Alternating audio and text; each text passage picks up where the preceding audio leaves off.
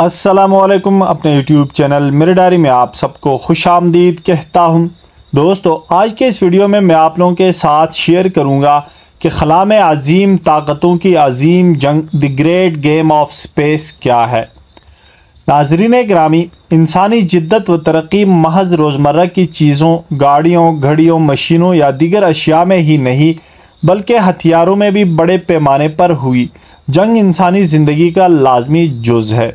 پہل جنگیں لکڑی کے دستوں، تلواروں یا لوہے کی تیز دھار اشیاء سے ہوتی تھی۔ یوں کرتے کرتے جنگیں بندوقوں اور توپوں تک آ گئی۔ پھر دنیا میں نیوکلیائی دور کا آغاز ہوا، جس میں اٹامک بم کا استعمال شروع ہو گیا اور انسانیت اپنے سروائیول کی جنگ لڑنے لگی۔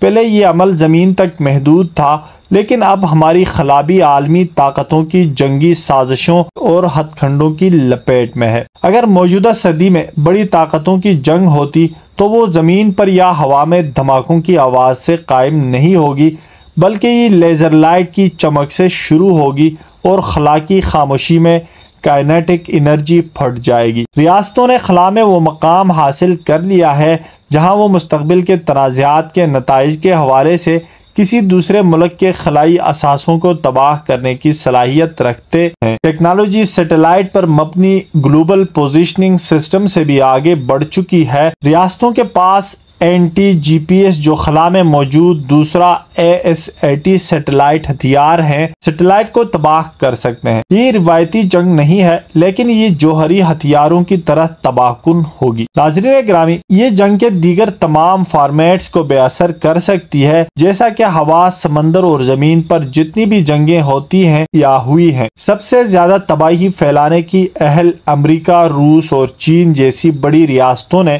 خلا کی جاسوسی ٹیکنالوجی تیار کر لی ہے۔ دوستو، گزشتہ دہائی کے دوران روس نے خلا میں ایک سیٹلائٹ چھوڑا اور اسے موسم کی پیشن گوئی کرنے والے سیٹلائٹ کے طور پر ظاہر کیا گیا۔ بعد میں اس سیٹلائٹ کو روس نے تباہ کر دیا اور اس سیٹلائٹ کا ملبہ امریکی سیٹلائٹ کے گرد گھومنے لگا تاکہ امریکی پروپیگنڈے اور مشتبہ پالیسیوں کی جاسوسی کی جا سکے۔ مزید برآں روس نے جاسوسی کے لیے مائکرو سیٹلائٹ تیار کیے ہیں اور یہ اس قدر چھوٹے ہیں کہ انہیں مدار میں دیکھ سکنا تقریباً ناممکن ہے۔ یہاں تک کہ چین نے مستقل اندھے جاسوس سیٹلائٹ بھی تیار کیے ہیں۔ اس نے کنٹرول سسٹم کو ہیک کرنے کے لیے خلا میں سائبر وارفیئر کی اکائیاں تیار کی ہیں۔ 2021 میں تقریباً 1809 سیٹلائٹس خلا میں بھیجے گئے، جن میں 108 صرف چین کے ہیں۔ چین ایسے جیمرز بھی تیار کر رہا ہے، فوجی جاسوسی کے پلیٹ فارم میں اضافہ کریں گے۔ دوستو، جو خلا سے مشتبہ سرگرمیوں کی نگرانی کرنے کے قابل ہیں، یہی نہیں، چین دشمن کے مصنوعی سیاروں کو مکمل ناکارہ بنانے کی صلاحیت بھی رکھتا ہے۔ نیز زمین سے ہدف کو براہ راست نشانہ بنانے کے لیے مائکرو ویو خلائی ہتھیار موجود ہیں۔ پرعزم چینی خلائی ہتھیار امریکی خلائی کارروائیوں کے لیے خطرے کی واضح عنصر ہیں، کیونکہ امریکی خاص طور پر اپنے خلائی اثاثوں پر انحصار کرتا ہے۔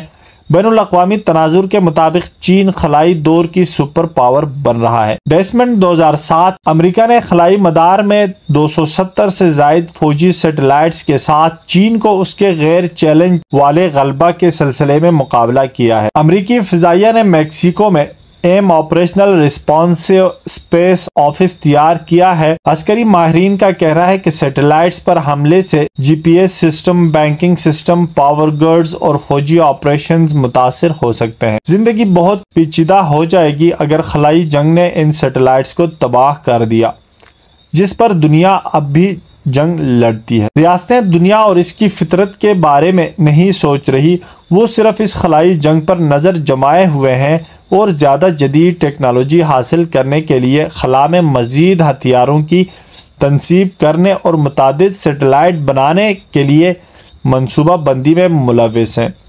دوستو، اگر آپ لوگوں کو میرا یہ انفارمیٹیو ویڈیو پسند آیا تو لائک اور شیئر ضرور کریں۔